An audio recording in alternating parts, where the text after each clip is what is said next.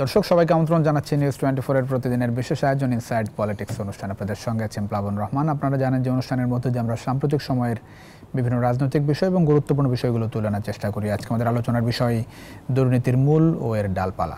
আপনারা জানেন যে সাম্প্রতিক সময়ে রাজস্ব কর্মকর্তা মতিউর রহমান এবং তার পরিবার বেশ আলোচনায় বিপুল সম্পত্তির অর্জনের অভিযোগে এবং বিপুল সম্পদ বিদেশে পাচারের অভিযোগ রয়েছে এবং এরই মধ্যে আদালত দুদকের আবেদনের প্রেক্ষিতে আদালত মতিউর রহমান ও তার পরিবারকে আসলে বিদেশ যাত্রায় নিষেধাজ্ঞা দিয়েছে। এর আগে সাবেক পুলিশ মহাপরিদর্শক বেনজির আহমেদের বিশাল সম্পত্তির দুর্নীতির বিষয়টিও সামনে আসে। এসব বিষয় নিয়ে মূলত আমরা আজকে আলোচনা করতে চাই। আজকে আমাদের আলোচনার সঙ্গে স্টুডিওতে আছেন মোফাজ্জল করিম, সাবেক সচিব ও রাষ্ট্রদূত, সাবেক রাষ্ট্রদূত। আমার ডান পাশে আছেন, একেবারে ডান পাশে আছেন অধ্যাপক ডক্টর শফিউল আলম ভূঁইয়া, টেলিভিশন ও ফিল্ম ফটোগ্রাফি বিভাগ, ঢাকা বিশ্ববিদ্যালয়। আপনি দুজনকে স্বাগত জানাচ্ছি ইনসাইড পলিটিক্সে।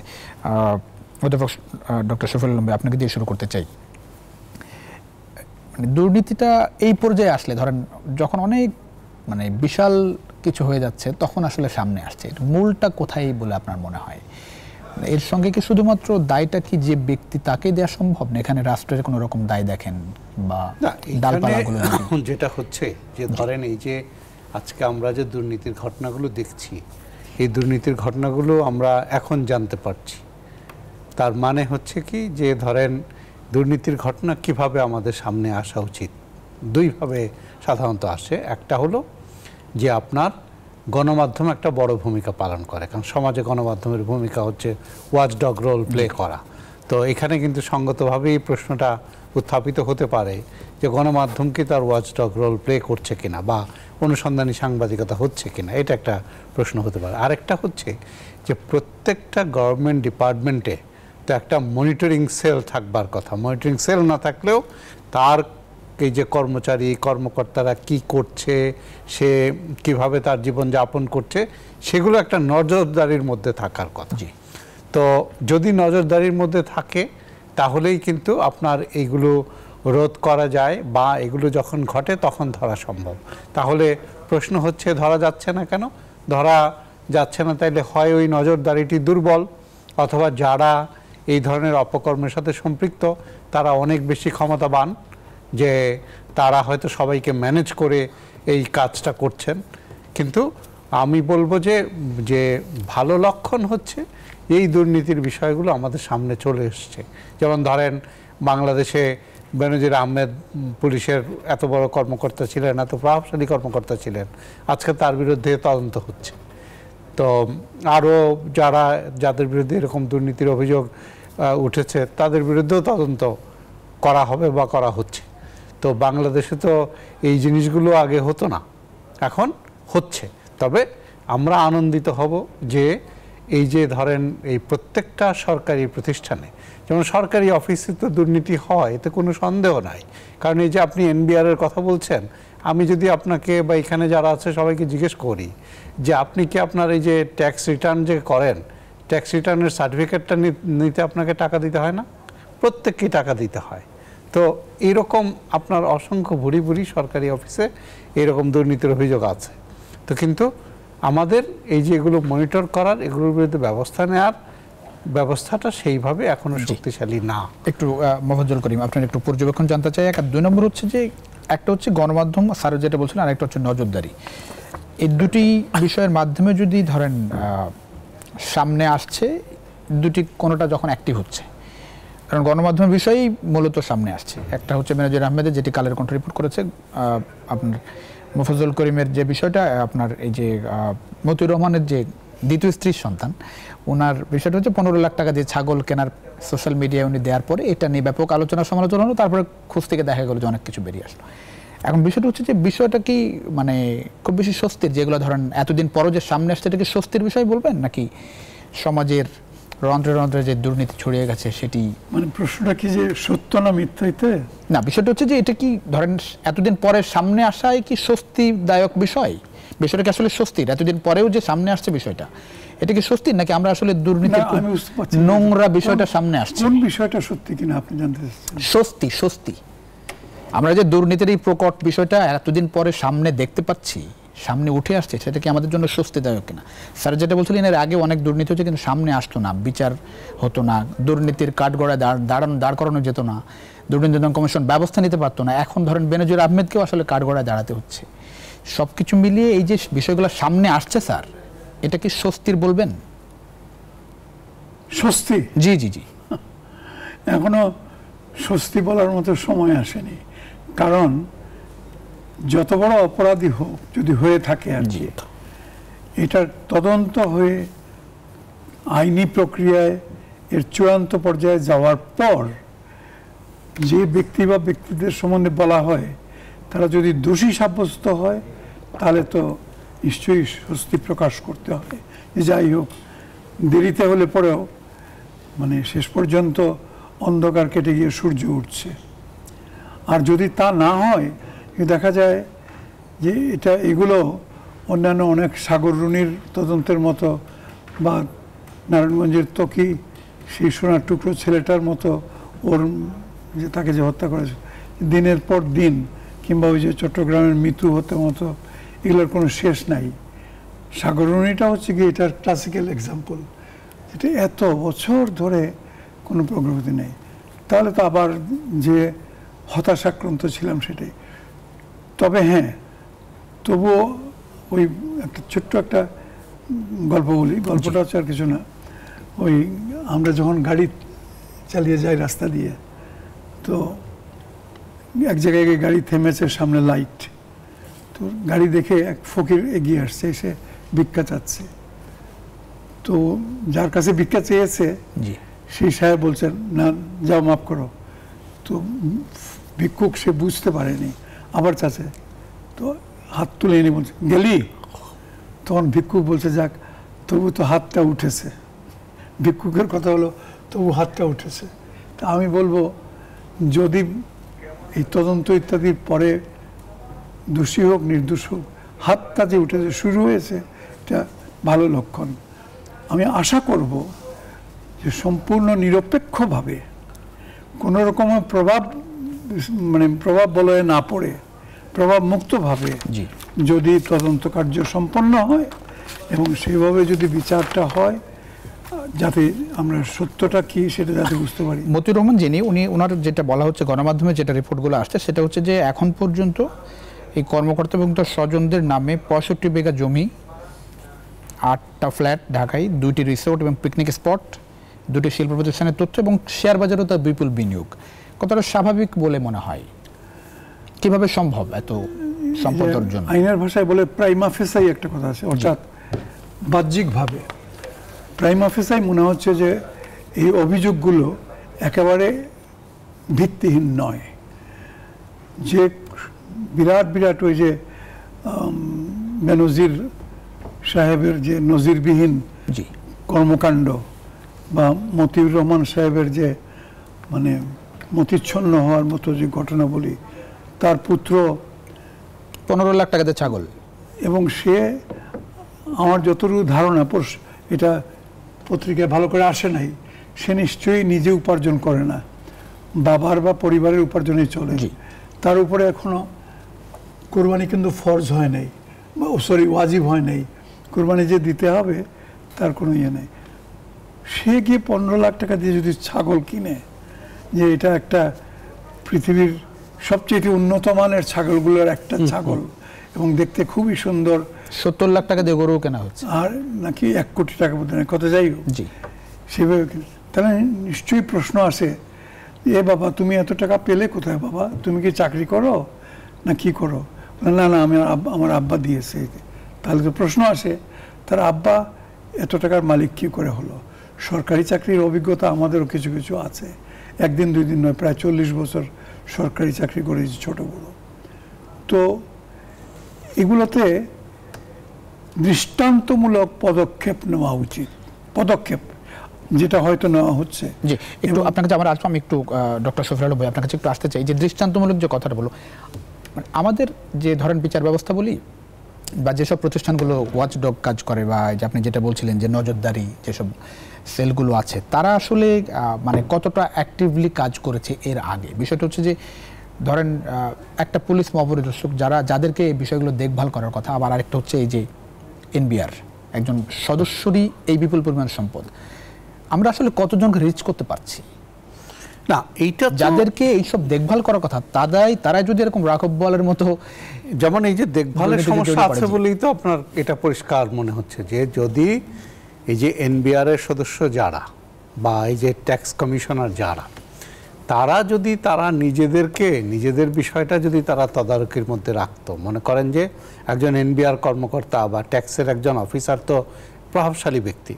কেন প্রভাবশালী? কারণ ওনার কাজ হচ্ছে প্রত্যেক মানুষ ট্যাক্স ঠিকমতো দিচ্ছে কিনা সেটা নজরদারি করা, এবং সেইখানে ধরেন ট্যাক্স নিয়ে নানা মেকানিজম করে ট্যাক্স কমিয়েও দেওয়া যায়, বাড়িয়েও দেওয়া যায়, চাইলে ওনারা করতে পারেন। তো এখন একজন কর্মকর্তা এই ধরনের অপকর্মে লিপ্ত হবেন কিনা, বা লিপ্ত হওয়ার তো সম্ভাবনা থাকে এই ধরনের জবে, তো যাতে লিপ্ত না হন সেইটা তাকে সেই ব্যবস্থা থেকে ফেরানোর জন্যে একটা প্রাতিষ্ঠানিক মেকানিজম তো থাকা দরকার।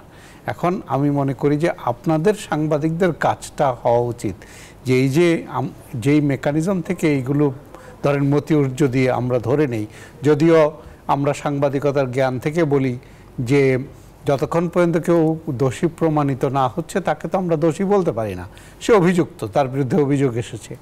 কিন্তু এই যে অভিযোগগুলো এসেছে, আপনি মতিউর রহমান সাহেব সম্পর্কে যেটা বললেন যে একজন ব্যক্তি যিনি সরকারি চাকরি করেন তার কি পরিমাণ সম্পদ থাকতে পারে এবং কি পরিমাণ সম্পদ তিনি অর্জন করতে পারেন, উপার্জন করতে পারেন, তো সেইগুলোর আলোকে দেখলে তার যে সম্পদের বিবরণ গণমাধ্যমে আসছে সেইটা নজিরবিহীন, বা সেটার দিকে আমরা আঙ্গুল তুলতে পারি, প্রশ্ন তুলতে পারি। তাহলে যেই সিস্টেম তাকে এটা করতে দিচ্ছে সেই সিস্টেমে আমরা চেক অ্যান্ড ব্যালেন্স রেখেছি কিনা, যে সেই সিস্টেমে একজন ট্যাক্স কর্মকর্তা বা এনবিআর কর্মকর্তার তার এই যে পদটাকে অসৎ উপায়ে ব্যবহার করার সুযোগ তো থাকতেই পারে, সেই সুযোগটা বন্ধ করার বা সেই সুযোগ যদি কেউ কাজে লাগায় তার বিরুদ্ধে ব্যবস্থা নেওয়ার কোনো ব্যবস্থা আছে কিনা, সেই প্রশ্নটা করা উচিত। কারণ হচ্ছে কি, ধরেন বাংলাদেশের দুর্নীতি তো নতুন কিছু নয়, একসময় বাংলাদেশ দুর্নীতিতে চ্যাম্পিয়ন হয়েছে পরপর 3 বার।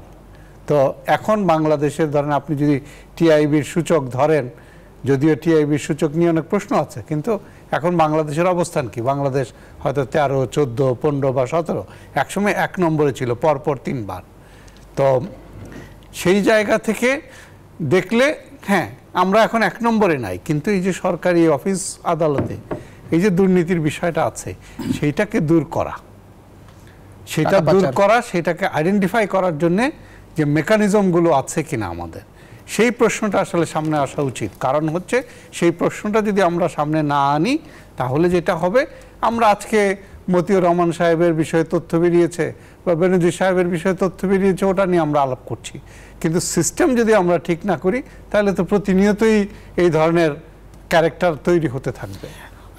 মাহফুজুল করিম, একটু জানতে চাই যে দৃষ্টান্তমূলক যে বিষয়টা আপনি বলছিলেন, মানে যে দুর্নীতি করলে যে আমার শাস্তি হবে এরকম ভয় কাজ করে কিনা আমাদের মধ্যে, সেরকম দৃষ্টান্তমূলক কিছু কি আমরা করতে পেরেছি? দেখুন,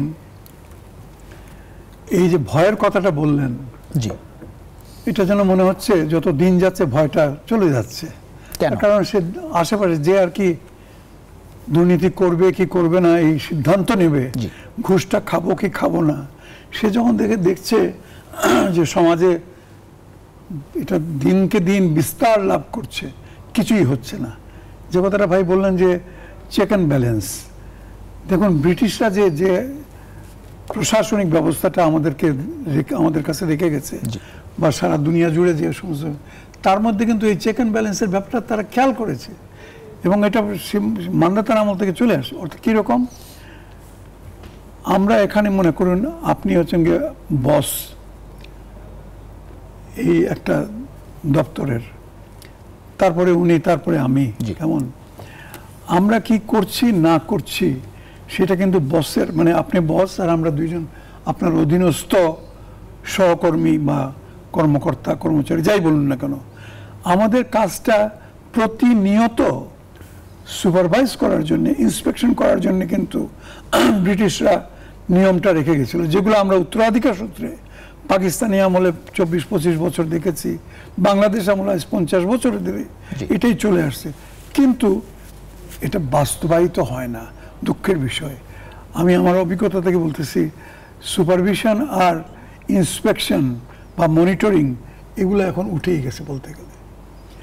আগে ইন্সপেকশনটা এত সিরিয়াসলি নেওয়া হতো, একজন কর্মকর্তা মনে করুন যে একটা উপজেলার দায়িত্বে আছে বা যিনি একটা জেলার দায়িত্বে আছেন আরও বিভিন্ন পর্যায়ে, তার জন্য একটা ম্যান্ডেটারি বাধ্যতামূলক কতটা ইন্সপেকশন হবে, কিভাবে সুপারভাইজ করতে হবে, সেই ইন্সপেকশনের একটা প্রতিবেদন তৈরি করতে হবে, কোথায় কোথায় কার কার কাছে পাঠাতে হবে, আর এটার ফলো আপ হিসাবে ইমপ্লিমেন্টেশন হিসাবে কী কী করতে হবে, এগুলো সমস্ত কিছু লিপিবদ্ধ আছে। এর জন্য কেতাব রয়েছে, আইন কানুন রয়েছে। ওই যে ভয়ের জায়গাটা স্যার, ভয় মানে ভয়টা কাজ করে কিনা, মানে ভয় ভয় আচ্ছা, ভয়ের কথাটা আপনি বলেছেন। আমি বললাম তো আগে ছিল ভয়, কি জন্যে? আগে এরকম রাঘব বোয়ালদেরকে ধরতে কেউ দেখে নাই, ধরা পড়তেও না, ছিলও না তেমন রাঘব বোয়াল। একটা বিরাট দিঘির মধ্যে যদি একটা বা দুইটা বোয়াল থাকে, রাঘব বোয়াল থাকে, তাহলে বাকি মাছগুলোর খুব বেশি ভয় পাওয়ার কারণ নাই। কিন্তু দেখা যায় যদি পুকুরের মধ্যে বেশ 15-20টা রাঘব বোয়াল আছে, তাহলে তো বাকি ছোটোগুলো ভয়ে থরথর কাঁপবে। তো এখন এই রাঘব বোয়ালের সংখ্যা বেড়ে গেছে, তখন এই ছোটোগুলা যেগুলা তাদের কাঁপার কথা ছিল তারা চুপ করে আছে। তো এখন ভয়টা কেটে যাচ্ছে, কারণ অন্যান্য সবাই দেখতেছে তার মতো অন্য রাঘব বোয়াল যারা আছে বা হবু রাঘব বোয়াল যারা এখন ছোটোখাটো চুনোপুটি হিসাবে আছে, বড় হয়ে বোয়াল হবে বা বড় হয়ে আইড মাছ হবে, তারা কি দেখতেছে যে কিছুই হয় না, কিছুই হয় না। কেউ এসে জাল মেরে যে এদেরকে উঠায় নিয়ে যাবে বা কেউ যে এদেরকে ধরার ব্যবস্থা করবে সেটা নাই।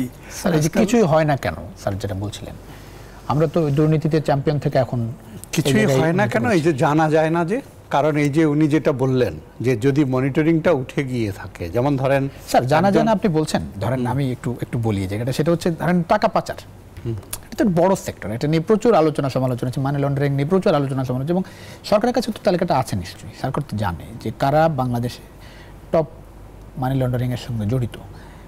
শেয়ার বাজার কেলেঙ্কারির কথা ধরেন, এখনো শেয়ার বাজার টালমাটাল করছে। এই যে মতিউরের নাম, সেও আজকে একটা বড় রিপোর্ট দেখলাম কোন একটা টেলিভিশনে, যে শেয়ার বাজারেও তার কারসাজি আছে। হ্যাঁ, মানে একরকম তো জানা যায়, সরকারের কাছে তো নিশ্চয়ই তথ্য আছে। আমি নিশ্চিত না সরকারের কাছে তথ্য আছে কিনা, কিন্তু এই কাজগুলো যারা করে তারা কিন্তু এককভাবে করে না, তারা সব জায়গায় নেটওয়ার্ক মেনটেন করে।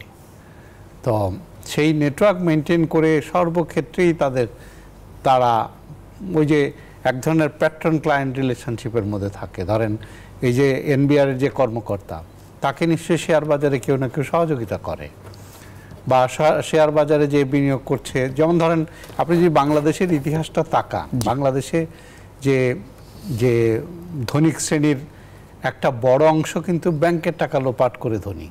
কারণ হচ্ছে যে বাংলাদেশে এখন তো এগুলো অনেক কমে এসছে। যেমন বাংলাদেশে একটা সময় ছিল যে ব্যাংক থেকে টাকা নিয়ে কিন্তু ফেরত দিবে না, বা ধরেন 10 টাকার জমি দেখিয়ে সে 100 টাকার লোন নিচ্ছে, তো ব্যাংক কি করবে, ওই 10 টাকার জমিটাই তো নিলামে তুলবে। তো এরকম করে কিন্তু অনেকেই বিত্তবান হয়েছে বাংলাদেশে। তো এইটা এখন এই যে ধরেন এই যে আপনি গণমাধ্যমের সাংবাদিক, আপনি কি জানতেন মতিউর রহমান সাহেবের বিরুদ্ধে আজকে যে অভিযোগগুলো উঠছে এগুলো আগে কেন পত্রপত্রিকায় আসেনি?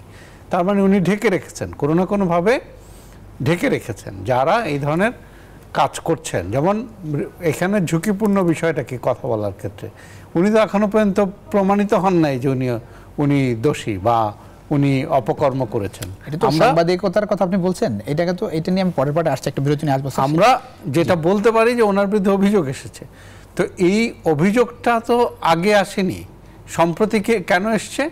যখন তার ছেলে সোশ্যাল মিডিয়াতে পোস্ট দিয়েছে, এবং এই যে দেখেন এটা সোশ্যাল মিডিয়ার প্রেশারের কারণেও কিন্তু মেইন স্ট্রিম মিডিয়া এটাকে পিক আপ করেছে। কারণ সোশ্যাল মিডিয়াতে এমন একটা ভাইব তৈরি হয়েছে যে ওই যে সোশ্যাল মিডিয়া শব্দটা যেটা বলা হয় যে ভাইরাল হয়েছে, ভাইরাল হয়ে যাওয়ার পরে কিন্তু আপনার মেইন স্ট্রিম বা লেগেসি মিডিয়া যেটাকে আমরা বলি, তারা এটার দিকে নজর দিতে শুরু করেছে। তো আগে কিন্তু নজর দেয়নি। যেমন ধরেন এই যে NBR এর যারা আছেন তারাও তো হয়তো সবাই জানতেন না, কারণ বাংলাদেশে তো অনেক সৎ কর্মকর্তা আছেন, হাতে গোনা কিছু অসৎ কর্মকর্তা আছেন। তো এই যে অসৎ কর্মকর্তারা বা সংঘবদ্ধ থাকেন বা তাদের এই তথ্যগুলো থাকে না, এবং আপনি যেটা বলছিলেন যে দৃষ্টান্তমূলক শাস্তি, বাংলাদেশের আইনি প্রক্রিয়ার যে লম্বা প্রক্রিয়ার মধ্য দিয়ে যেতে হয়, সেই লম্বা প্রক্রিয়ায় গিয়ে হয়তো একসময় শাস্তি হয়। সাম্প্রতিককালে কিন্তু বাংলাদেশে অনেকের শাস্তি হয়েছে, কিন্তু এত একটা লম্বা সময়ের মধ্য দিয়ে গিয়ে শাস্তি হয় যে মানুষ ভুলে যায়, আর মানুষ একটা ইস্যু থেকে আরেকটা ইস্যুতে চলে যায়। কারণ বাংলাদেশে ধরেন বঙ্গবন্ধু হত্যাকাণ্ডের বিচার করতে কত বছর লেগেছে, 21শে আগস্টের গ্রেনেড হামলার বিচার করতে কত বছর লেগেছে আপনার। তো এই যে প্রত্যেকটা মামলা যদি আপনি স্বাভাবিক আদালতের প্রক্রিয়ায় যান অনেক লম্বা সময় লাগবে। এই যে ধরেন যাদের বিরুদ্ধে তদন্ত হচ্ছে আর যারা এই ধরনের কাজ করে, আপনার কি ধারণা তারা তাদের ট্র্যাক রেকর্ডটা সবসময় মুছে যাওয়ার চেষ্টা করে, গোপন করে রাখে। ইভেন দেখবেন যে আপনি আইনি প্রক্রিয়ায় যান, আইনি প্রক্রিয়া তো একটা ইন্টারেস্টিং ব্যাপার, দেখা যাবে যে সবচেয়ে বেশি বিত্তশালী তার উকিল সবচেয়ে শক্তিশালী, সে সবচেয়ে ভালো উকিল হায়ার করবে, এবং সরকারি উকিল যিনি থাকবেন তার চাইতে অনেক প্রভাবশালী উকিল থাকবে যে ধরেন ঘুষের অপরাধে অভিযুক্ত। তো এইগুলো পুরো সামাজিক প্রক্রিয়াটার মধ্যেই নানা জায়গায় চেক অ্যান্ড ব্যালেন্সের গলদ আছে।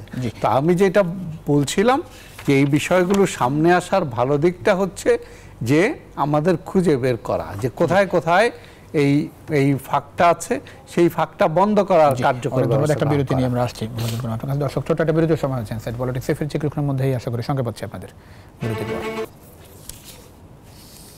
দর্শক আবারও স্বাগত জানাচ্ছেন ইনসাইড পলিটিক্স, আপনাদের সঙ্গে আছেন প্লাবন রহমান। আমরা কথা বলছিলাম দুর্নীতির মূল ও এর ডালপালা নিয়ে। আমাদের সঙ্গে আছেন মোফাজ্জল করিম, সাবেক সচিব ও সাবেক রাষ্ট্রদূত। একই সঙ্গে আমাদের সঙ্গে আছেন অধ্যাপক doctor Shafiul Alam Bhuiyan, television, film ও ফটোগ্রাফি বিভাগ, ঢাকা বিশ্ববিদ্যালয়। মোফাজ্জল করিম, আমি একটু আসতে চাই, ব্যবস্থার কথা বলা হচ্ছিল, সেটা হচ্ছে যে ধরেন দুর্নীতির সামনে আসার আগে এক ব্যবস্থা, কেন এতটা পরে দুর্নীতির সামনে আসছে, সামনে আসার পরের ব্যবস্থা কতটা দেখছেন? একটু উদাহরণ দিয়েছি, এটা হচ্ছে বেনজির সাহেবের ব্যাংক অ্যাকাউন্ট জব্দ করা হলো, অ্যাকাউন্টে দেখা গেল টাকা নাই, টাকাও সরিয়ে নেওয়া হয়েছে। মতিউর রহমানের দেশ থেকে আজকে নিষেধাজ্ঞা দেওয়া হয়েছে, তিনি দেশে নেয়, দেশ থেকে পালিয়ে গেছেন। যারা এগুলো দেখভাল করার কথা, কতটা অ্যাক্টিভিটি দেখছেন কেমন? মোটেই সন্তোষজনক না সোজা কথায়। কারণ এতদিন যাবৎ এটা তো একদিনে আপনার ম্যাজিকের ইয়েতে কাঠি দিয়ে তো আর বড়লোক হয়ে যায় নাই। এত দুর্নীতি করেছে, আর সেখানে তার সহকর্মীরা, তার ঊর্ধ্বতন বস যারা, তার যে সমস্ত সরকারি রাজনৈতিক বসরা আছেন, তারা কেউ কিছু জানলেন না। সর্বোপরি আমাদের দেশে কিছু ইন্টেলিজেন্স নেটওয়ার্ক আছে, বেশ সুনামের সঙ্গে অন্যান্য সব ব্যাপারে কাজ করে, তারা জানবে না এটা আমি বিশ্বাস করি না।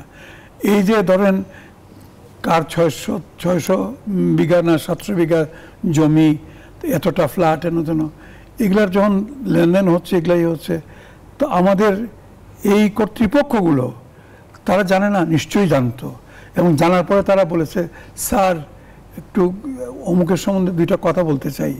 হ্যাঁ বলুন স্যার, এই ব্যাপার, ওনার তো এই রেকর্ড কী করব, এই সমস্ত আলাপ আলোচনা হয়েছে নিশ্চয়ই, কিন্তু চুপ চেপে যান।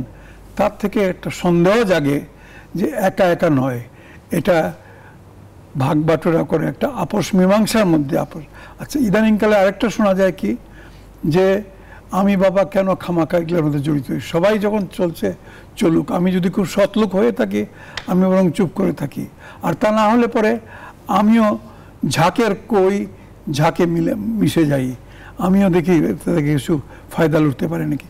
এটা চলতেছে, এটা খুবই ভয়াবহ। কারণ চলতেছে কেন স্যার? মানে এটা কি বিষয়টা জেলাতে আমাদের অভিজ্ঞতা থেকে, আমার অভিজ্ঞতা থেকে বলতেছি, জেলাতে জেলা প্রশাসক হিসাবে 3টা জেলায় কাজ করেছি, অতএব আমার ধারণা আছে এই ব্যাপারে। কোনো কিছুই ডিসি সাহেবের দৃষ্টি এড়িয়ে যেতে পারে না। আর ডিসি যদি কিছু খারাপ কিছু করতে চান তাহলে তিনি যে কোনো কাউকে ম্যানেজ করতে পারেন, সেটা একজন থানার ওসি হোক আর একজন ইউএনও হোক বা ইয়ে করতে পারে। এমনকি শোনা যায়, অবশ্য নিজের দেখে নিয়ে আল্লাহ বাঁচাইছে, ওই যে কি বলে রাজনৈতিক নেতৃবৃন্দ যারা আছেন, এমপি সাহেবরা রাজনৈতিক অনেক নেতা, তাদের সঙ্গে একটা আন্ডারস্ট্যান্ডিং হয়ে যায়, এগুলো ভালো কথা না, এগুলোই ডুবাচ্ছে দেশটাকে, এগুলো আগে বন্ধ করুন। আর প্রশাসনটা, দুঃখের সঙ্গে বলতে হয়, প্রশাসনিক যে দুর্বলতা এবং প্রশাসনিক প্রশ্রয়, এগুলো প্রকট হিসেবে দেখা দিয়েছে, এগুলোকে বন্ধ করতে হবে। খালি টিআইবি ভালো না টিআইবি খারাপ আর অমুক তা নয়। আমি আমার দেশের স্বার্থে, দেশের যারা ট্যাক্স পেয়ার, যারা দেশের পয়সা দিয়ে এই প্রশাসনকে চালাচ্ছে, তাদের স্বার্থে সর্বোপরি দেশের যে সমস্ত অগণিত মূঢ় মুখ ম্লান যারা কথা বলতে পারে না, শতকরা ৮০ জন, তাদের কোনো ভয়েস নাই, তাদের স্বার্থে আমাদের প্রশাসনকে শক্তিশালী হতে হবে। প্রশাসন শক্তিশালী হওয়া মানে যে কোনো সরকার, বর্তমান সরকারই হোক আর অতীত সরকার বা ভবিষ্যৎ সরকারও, তাকে প্রশাসনটাকে শক্তিশালী করতে হবে, নিষ্কলুপ করতে হবে, এটার অভাব রয়েছে। জি, শফিউল আসলাম ভাইয়া, এই জায়গাটা একটু আপনার মতামত চাই। সেটি হচ্ছে যে এই যে অ্যাকাউন্ট জব্দ, তার আগে টাকা গায়েব, মতিউর রহমানের নিষেধাজ্ঞা দেশ থেকে, তিনিও দেশ থেকে চলে গেলেন, বলা হচ্ছে যে মাথা ন্যাড়া করে তিনি যারা ধরেন এই রকম অভিযোগ যাদের বিরুদ্ধে, তারা তো আর ছোটোখাটো ব্যক্তি নন, তাদের কিন্তু সব জায়গায় তাদের কানেকশন আছে। মনে করেন যে এই যে তার যে অ্যাকাউন্ট জব্দ হবে সেই খবর হয়তো সে আগেই পেয়ে গেছে, যার ফলে সে হয়তো অ্যাকাউন্ট থেকে টাকা সরিয়ে নিতে সক্ষম হয়েছে। তারপরে দেশ ছেড়ে চলে গেল, তারপরে যে দেশ ছেড়ে চলে গেছে, এখন কি সে কি তার অরিজিনাল পাসপোর্টে গেছে নাকি না? এদের কিন্তু একাধিক পাসপোর্ট, নানা ধরনের পাসপোর্টও থাকে। তো আপনার এই যে তারা কিন্তু তাদের পথটা করেই রাখে, তো সেই পথটা যাতে করতে না পারে সেই জন্যেই কিন্তু আপনার এই যে সিস্টেমকে আপনি শক্তিশালী করেন, সিস্টেম আপনাকে মনিটর করুক। ধরেন একজন সরকারি কর্মকর্তা বা ধরেন একজন শিক্ষক বা একজন সাধারণ মানুষ, তার যে আয়ের উৎস কী, তার ব্যয়ের উৎস কী এবং তার যে আমলনামা সেইটা কি, সেইটা মনিটর করবার জন্যে যেই ব্যবস্থাটা দরকার, সেই ব্যবস্থাটাকে শক্তিশালী করা। কারণ হচ্ছে যে আপনি বললেন যে মতিউর রহমান সাহেব চলে গেছেন মাথা কামিয়ে, তো এখন যদি আপনি এটাকে, আমি জানি না এই সংবাদটা কতটা সত্যি, যেহেতু আপনি সাংবাদিক, আপনার কাছে তথ্য, পত্রিকার রিপোর্ট বলছে, পত্রিকার রিপোর্ট, সবসময় যে পত্রিকার রিপোর্টও সত্যি হয় তাও না। তো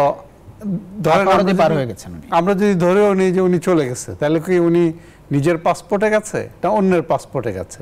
বা যদি নিজের পাসপোর্টে যেয়ে থাকে তাহলে ইমিগ্রেশন কর্মকর্তারা কি জানতেন না? তো বা ওই সময় যিনি দায়িত্বে ছিলেন তিনি জানতেন না হয়তো, বা জানলেও সহযোগিতা করেছেন, এরকম নানা প্রশ্ন উত্থাপন করার সুযোগ আছে। তো আপনার এই যে কেন কিভাবে গেলেন, যদি জানা সত্ত্বেও গিয়ে থাকেন, তাহলে উনি ইমিগ্রেশনে কাউকে না কাউকে ম্যানেজ করেছেন।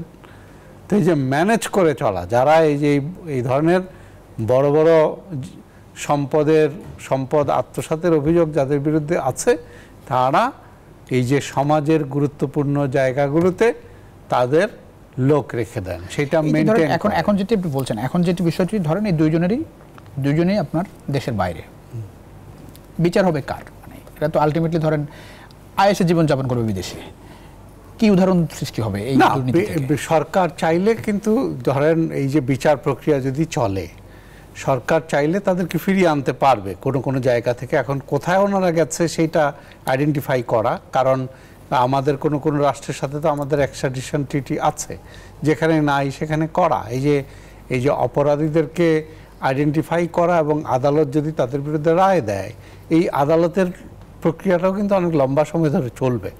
যে এই জায়গায় কি আমাদের কাজ করা দরকার মনে হয়? এই যে ধরেন যেমন এইটার দ্রুত বিচার, যারা লিগাল এক্সপার্ট, তাদের এখানে দুই ধরনের বক্তব্য আছে। কারণ আমাদের এই যে লম্বা প্রক্রিয়াটা, এটা তো ব্রিটিশ সিস্টেমের একটা ট্রেডিশন। কেন?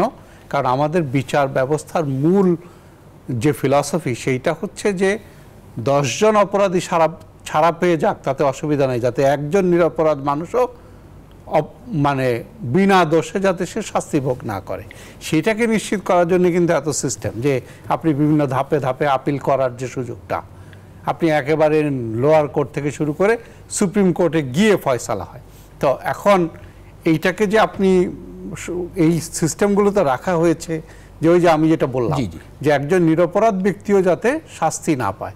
এখন এইটাকে ত্বরান্বিত করতে গেলে আমাদের যেটা করা দরকার, আমাদের আদালতের সংখ্যা বাড়ানো, আমাদের বিচারকের সংখ্যা বাড়ানো, এই জায়গাগুলোতে তো আমাদের এখনো ঘাটতি আছে, যে এখনো আমাদের মামলা জট আছে বিভিন্ন আদালতে এবং হাইকোর্টে। তো সেগুলো কমিয়ে আনা, বিচারক যথেষ্ট সংখ্যক নিয়োগ দেয়া, এরকম অনেক অনেক ধরনের সংস্কার করার জায়গা আছে আমাদের। অনেক ধন্যবাদ। মফিজুল করিম, দুর্নীতি দমন কমিশনের ভূমিকা কেমন দেখেন? দুর্নীতি দমন কমিশন সাম্প্রতিককালে মনে হচ্ছে বেশ নড়ে চড়ে বসছেন। এগুলো সামনে আসার পরে? এগুলো সামনে আসার পরে না, তারাই এগুলাকে স্বপ্রণোদিত হয়ে তারা এগুলাকে সামনে এনেছেন এবং মোটামুটি একটা সন্তোষজনক ভূমিকা তাদের দেখা যাচ্ছে। কিন্তু এই দুর্নীতি দমন কমিশন যখন সৃষ্টি করা হলো আজ থেকে বেশ কিছুদিন আগে, তখন থেকে কিন্তু এদের পারফরমেন্স সম্বন্ধে মানুষের জনমনে সাংঘাতিক রকমের একটা বিক্ষোভ ছিল যে এরা কী করতেছে, কিছুই করতেছে না। ইদানিংকালে বেশ কী হয়েছে, এবং এগুলো হচ্ছে অ্যাসিড টেস্ট বর্তমানে যেগুলো এই আপনার নজিরবিহীন বেনজির সাহেবের বা মতিউর রহমান সাহেবের ঘটনা বলি, এগুলা আসাদুজ্জামান মিয়া নাকি আরেকজনের, তো এগুলা গণমাধ্যমে আসছে। হ্যাঁ, তো এগুলা দুর্নীতি দমন কমিশন এগুলা কীভাবে হ্যান্ডেল করছে সবাই কিন্তু দেখতেছে সেটা, এবং মোটামুটি এখন পর্যন্ত তাদের পারফরমেন্স দুর্নীতি দমন কমিশনের মোটামুটি ঠিক আছে। কথা হচ্ছে এই সব কিছুই ভালো চলবে যদি সরকারের উচ্চ পর্যায়গুলোতে যদি আর কি দৃঢ়ভাবে মুখে একটা বলবো, মুখে আমরা বলছি কি জিরো টলারেন্স, এগুলো 90% জন লোক বুঝে না জিরো টলারেন্স, জিরো কি আর টলারেন্স, যাই হোক মুখে খালি বললে তো হবে না, এটা কাজে কর্মে দেখাতে হবে জিরো টলারেন্স। এই যে সেখান থেকে কোনো রকমের কোনো মানে প্রশ্রয় বা প্রশ্রয় সূচক কোনো অঙ্গভঙ্গি বা কোনো বক্তব্য না আসে, সেটার দিকে সতর্ক থাকতে হবে। আর অতি দ্রুত যেটা করা উচিত, এই ইয়েতে আপনি তো বললেন যে চলে গেছে এরা ফাঁকি দিয়ে হোক বা রং পাসপোর্ট নিয়ে চলে গেছে, মামলাটা তো করেন তাড়াতাড়ি আল্লাহর ওয়াস্তে, মামলা করে তারপরে তাদের বিরুদ্ধে আপনি রেড অ্যালার্ট জারির ব্যবস্থা করেন, হ্যাঁ, ইন্টারপোলের সাহায্য নেন। সর্বোপরি এরা তো আপনার চেষ্টাটা দৃশ্যমান হয়। হ্যাঁ, উগান্ডাতে বা মালদ্বীপে তো আর যাবে না, গেলে পরে বড় বড় সিটিতে গিয়ে লুকাবার চেষ্টা করবে, সেটা নিউ ইয়র্ক হতে পারে, লন্ডন হতে পারে, টোকিও হতে পারে, ইত্যাদি ইত্যাদি। সেগুলোতে আমাদের যে সমস্ত আমাদের এমবেসিগুলো আছে তাদেরকে কাজে লাগান, চট করে বের করে। আমি নিজে লন্ডনে ছিলাম ভাই, হাই কমিশনার, বাঙালিকে কোথায় কী করছেন না করছেন মোটামুটি আমরা জানতাম, কারণ একটা নেটওয়ার্ক তো ছিল যাদের সঙ্গে আমাদের সবসময় উঠবোস আছে। তারা তো বাংলাদেশি কমিউনিটিতে, আর যখন এই যে নাড়াচাড়া হচ্ছে গণমাধ্যমে, একটু কথাবার্তা হচ্ছে, সারা দুনিয়া যত বাঙালি যে যেখানে আছে সে আরে এই লোকের সম্বন্ধে, আরে কালকে দেখলাম ওই দোকানে দেখলাম, কালকে ওখানে মসজিদে আসছে, সবাই জানে। অতএব এগুলা কাজে লাগান, কাজে লাগিয়ে দ্রুত মামলা করেন আদালতে, এবং সেই মামলা করার পরে তাদেরকে আনার ব্যবস্থা করেন, দেখান যে ইয়েস আমরা এদের সাহায্য দিচ্ছি না। আর এই যে পুলিশ অ্যাসোসিয়েশন যে একটা বক্তব্য দিয়েছে, বিরতি নিয়ে আসছে স্যার, বিরতি নিয়ে আপনি এখান থেকে এই ইস্যু নিয়ে বলবো, দুইজনের কাছ থেকে নেবো স্যার। একটা ছোট বিরতির সময় হচ্ছে, দর্শক আবারও ফিরছি, ছোট্ট একটা বিরতি নিচ্ছি, ফিরছি কিছুক্ষণের মধ্যেই, আশা করি সঙ্গে পাচ্ছি আপনাদের। দর্শক আবারও স্বাগত জানাচ্ছেন সাইড পলিটিক্সে। আমরা কথা বলছিলাম দুর্নীতির মূল এর ডালপালা নিয়ে। মফিজুল করিম, আপনি বলছিলেন যে লাস্ট যে প্রসঙ্গটা ছিল আপনি একটু টানলেন, সেটা হচ্ছে যে আমি একটা বিষয় একটু জানতে চাই। একটা হচ্ছে যে সরকারের উচ্চ পর্যায় থেকে জিরো টলারেন্স বলা, সেই সঙ্গে আমাদের যে সামাজিক যে বাস্তবতা, দুর্নীতির বাস্তবতা, সেটা আসলে কতটা সামঞ্জস্যপূর্ণ বলে মনে হয় আপনার? কোনটা? একটা হচ্ছে ধরেন সরকার দুর্নীতিকে একেবারে জিরো টলারেন্স বলছে, কোনো প্রশ্রয় দেব না আমরা, না অবশ্যই, পাশাপাশি যে চিত্রগুলো সামনে উঠে আসছে কতটা মেলে? সেটাই তো কথা। আমরা ঘোষণা দিয়েছি দুর্নীতি নির্মূল করব, দুর্নীতি মোটেই প্রশ্রয় দেব না, কিন্তু বাস্তবে কি হচ্ছে? আমরা তো তাও মোটামুটি ঢাকা শহরে একটু ভালো অবস্থানে আছি, যান মফস্বলে যান, উপজেলা পর্যায়ে যান, জেলা পর্যায়ে যান, সেখানে তো একটা সাধারণ মানুষ, সবাই তো আপনার একেবারে যে খুব গণ্যমান্য কেউ কেটা বা খুব বিদ্বান ব্যক্তি সেখানে বসবাস করে তা তো না। বেশিরভাগ 90% লোকই হচ্ছে গিয়া শিক্ষিত, অর্ধশিক্ষিত বা আনপড় লোক। তাদের হয়রানিটা যেটা হয়, এবং একটা পয়সা ছাড়া কোনো কাজ হবে না, এটা একটা কথা হলো। তো সেই জন্য সবাই জানে, ওপেন সিক্রেট। হ্যাঁ, তো সেই জন্যই বলছি যে এটার ব্যাপারে খালি মুখের কথা নয়, এটা বাস্তবে প্রতিফলন দেখাতে হবে। বাস্তবে আমরা চাই প্রশাসনিক দৃঢ়তা। প্রশাসনিক দৃঢ়তা মানুষ দেখতে চায়। কিভাবে হবে স্যার সেটা? সেটা হবে উপর থেকে দৃষ্টান্ত স্থাপন করতে হবে। কারণ জনমনে একটা ধারণা যে যে সমস্ত লোকে এই দুর্নীতি করে নিশ্চয়ই তাদের খুঁটির জোর সাংঘাতিক রকম। স্যার একটা প্রশ্ন, সেটা হচ্ছে আপনি যখন প্রশাসনে ছিলেন, আপনার জবাবদিহিতা কার কাছে ছিল স্যার? হ্যাঁ, আপনি যখন প্রশাসনে ছিলেন, ধরেন ডিসি ছিলেন আপনি, হ্যাঁ, আপনার জবাবদিহিতা কার কাছে ছিল? অবশ্যই প্রথম জবাবদিহিতা হচ্ছে আমার জনগণের কাছে, যাদের চাকরি করতেছি তাদের কাছে। তারা যেন আমার সম্বন্ধে কোনো বিরূপ ধারণা না পায় আমার কর্মকাণ্ড থেকে। জনগণের কাছে দায়বদ্ধ তো কোনো কাজে আসছে স্যার এখন? না, তার সঙ্গে সঙ্গে বলে নেই, সঙ্গে সঙ্গে সবসময় এটা ছিল যে আমার যে সরকার, আমার ডিপার্টমেন্ট, আমার মানে উপরস্থ কর্মকর্তা যারা আছেন, যারা আমার কর্মকাণ্ড সবসময় দেখছে, তারা যেন আমার সম্বন্ধে কোনো রকমের কোনো বিরূপ ধারণা না পায়। অতএব ওই জবাবদিহিটাতে আমার কাছে সবসময় ছিল।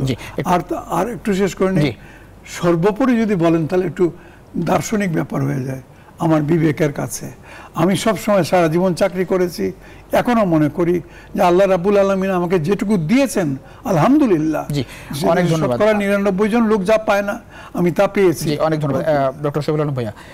একটা বিষয় হচ্ছে যে সাংবাদিকতার বিষয়টা এসেছিল সামনে, সাংবাদিকতা এখন কতটা সহজ বলে আপনার কাছে মনে হয়, এক। আর দুই নম্বর হচ্ছে যে আপনার এই যে বিবৃতি, যেটা মানে বিষয়টা হচ্ছে যে সাংবাদিকতার মাধ্যমে যে বিষয়গুলো সামনে আসছে, এগুলোকেও আসলে কিভাবে দেখা হচ্ছে বিভিন্ন। আপনি কি পুলিশ প্রশাসনের বিবৃতি? জি, একটা বিবৃতি ছিল, জি, যে পুলিশের যে অ্যাসোসিয়েশন তারা একটা বিবৃতি দিয়েছে। এখন এই অ্যাসোসিয়েশনগুলোর উদ্দেশ্য কি? অ্যাসোসিয়েশনগুলো কি উদ্দেশ্যে গঠিত হয়? গঠিত হয় হচ্ছে সেই অ্যাসোসিয়েশনের যারা সদস্য থাকেন তাদের মঙ্গল অমঙ্গল দেখার জন্য, তাদের স্বার্থ সংরক্ষণ। সেটা অবশ্যই লেজিটিমেট স্বার্থ। তো এখন যে আপনার সাংবাদিকতা, এই যে তারা যে বিবৃতি দিয়েছে গণমাধ্যমে, হ্যাঁ, ধরেন সব কয়টা গণমাধ্যম যে একেবারে বস্তুনিষ্ঠ রিপোর্ট করেছে তা তো না। কারণ আপনি যখন রিপোর্ট করবেন, রিপোর্ট করার ক্ষেত্রে আপনি বা মানুষের প্রাইভেসিটা রক্ষা করতে হবে। ধরেন আমি অপরাধ করেছি, এখন আমার অপরাধের জন্য কি আপনি আমার সন্তান, আমার স্ত্রী, আমার বাবা মা সবাইকে টেনে আনতে পারেন? আমাদের এই সাংবাদিকতা কিন্তু এই জায়গাটায় গলদ আছে। আমরা যখন একজনের সম্পর্কে স্টোরি লিখতে শুরু করি তখন তার 14 গোষ্ঠী সম্পর্কে লিখি। 14 গোষ্ঠী সম্পর্কে তখনই আমি লিখতে পারবো তারা যদি আমার এই অপরাধের সাথে সম্পৃক্ত। বিষয়টা হচ্ছে ধরেন আপনার নামে সম্পদ পাওয়া গেল 100 বিঘা জমি, আপনার সন্তান নামে যদি 50 বিঘা জমি থাকে, যে উপার্জনই করে না, তাহলে বিষয়টা কি? আমি লিখবো না স্যার? সেটা তো আপনি লিখবেন, কিন্তু ধরেন যে স্ত্রী বাসায় থাকে, কিছু করে না, তার নামে ধরেন আপনি পাইলেন 10টা ফ্ল্যাট, হ্যাঁ সেটা লিখবেন আপনি। তাহলে তো আরো স্পেসিফিক উদাহরণ দিতে হবে। মনে করেন যে ধরেন আমার বিরুদ্ধে অভিযোগ এসছে, আমি কোথায় থাকি, আমি কি খাই, কি করি, অনেক কিছু আমার প্রাইভেট বিষয় আছে। আপনি লিখবেন কোনটা যেটা পাবলিক। আমি যদি আত্মসাৎ করে থাকি, আমার বিরুদ্ধে যদি আত্মসাতের অভিযোগ থাকে, সেটা আপনি লেখেন, সেটা প্রমাণ সাপেক্ষে লেখেন। কিন্তু আপনি যখন লিখছেন, আপনি এখন তো যেহেতু আমি এই শোতে এসছি, আমি চাইলে আপনার 2টা পত্রিকার কম্পারেটিভ অ্যানালিসিস দিয়ে দিতে পারবো যে কোনটা বস্তুনিষ্ঠ রিপোর্ট করেছে, কোনটা গল্প বানিয়ে লিখেছে। গণমাধ্যমে তো সেটা ধরেন। তো এই যে এখন ধরেন কোনো গণমাধ্যম যদি অন্যায়ভাবে রিপোর্ট করে বা সে যদি তার বস্তুনিষ্ঠতার সীমা লঙ্ঘন করে, তাহলে অ্যাসোসিয়েশনগুলো সেটা নিয়ে বিবৃতি দিতে পারে। কিন্তু প্রশ্ন হচ্ছে সেটা করেছে কিনা। আবার পাশাপাশি দেখলাম যে সাংবাদিকদের পক্ষ থেকেও তো বিবৃতি দেওয়া হয়েছে। আমার মনে হয় যে এইটা, এই যে সাংবাদিক ইউনিয়নগুলো যে এবার সোচ্চার হয়েছে, এটা একটা অত্যন্ত গুরুত্বপূর্ণ উল্লেখযোগ্য ঘটনা বলবো আমি। কারণ সাম্প্রতিক সময়ে সাংবাদিক ইউনিয়নগুলোকেও অতটা তৎপর দেখা যায়নি। তো এবার যেহেতু সাংবাদিকতার অধিকার রক্ষার জন্যে ইউনিয়নগুলো তৎপর বা অ্যাটলিস্ট বিবৃতিটা দিয়েছে, তো এই যে একজন সাংবাদিক যখন বস্তুনিষ্ঠভাবে রিপোর্ট করবে, সেই বস্তুনিষ্ঠ সাংবাদিকের পাশে কে দাঁড়াবে? প্রথমে তার প্রতিষ্ঠানকে দাঁড়াতে হবে, কারণ প্রতিষ্ঠান, এডিটোরিয়াল যে প্রতিষ্ঠানটা যেখানে সে কাজ করে, তাকে তো সাংবাদিককে, যে আপনি যে রিপোর্ট করবেন, আপনার অফিস যদি আপনাকে সুরক্ষা না দেয়, আপনি কিন্তু করতে পারবেন না। তারপরে আপনাকে সুরক্ষা দেওয়ার জন্য দায়িত্ব পালন করবে সাংবাদিক ইউনিয়নগুলো, যে ইউনিয়নগুলো সাম্প্রতিক সময়ে অনেক দুর্বল হয়ে গিয়েছে। এবং দুর্বল হয়ে কি হয়েছে আজকে দেখেন, প্রত্যেকটা বিটের সাংবাদিকের একটা করে সংগঠন। এখন হ্যাঁ, সেটার হয়তো কিছু সুবিধা আছে, আমি জানি না, কিন্তু সাংবাদিকরাও তো তাদের অধিকার নেই, এখনো লড়ছে। হ্যাঁ, লড়ছে। কিন্তু এই যে আপনি যে প্রত্যেকটা বিটের জন্য একটা করে যে সংগঠন বানালেন, সেই সংগঠনের অফিস খরচ, সেই সংগঠনের কার্যক্রম, সেগুলো যদি আপনি স্পন্সর নিয়ে করেন, তাহলে আপনি কার বিরুদ্ধে প্রশ্ন তুলবেন, আপনি কার বিরুদ্ধে লিখবেন? স্যার প্রত্যাশা 30 সেকেন্ডে যদি বলেন একটা প্রত্যাশার জায়গা স্যার, এই যে দুর্নীতিতে প্রত্যাশার জায়গা স্যার। প্রত্যাশা হচ্ছে, আশা করি ইনশাল্লাহ দেশ যখন সামাজিক উন্নয়নের দিকে আমরা বেশ উপরে গেছি, রোল মডেল হয়েছি দুনিয়াতে, কেমন, এবং রোল মডেল যখন হতে পেরেছি আমাদের গরিব এগুলোর আসলে বিচার হবে। অনেক ধন্যবাদ দুজনকে, অসংখ্য ধন্যবাদ এই রাতে আপনাদের মূল্যবান সময় দেওয়ার জন্য। দর্শক, এই ছিল আজকের ইনসাইড পলিটিক্স। দেখাবেন অন্য সময়, সে পর্যন্ত ভালো থাকবেন, সুস্থ থাকবেন, আশা করি।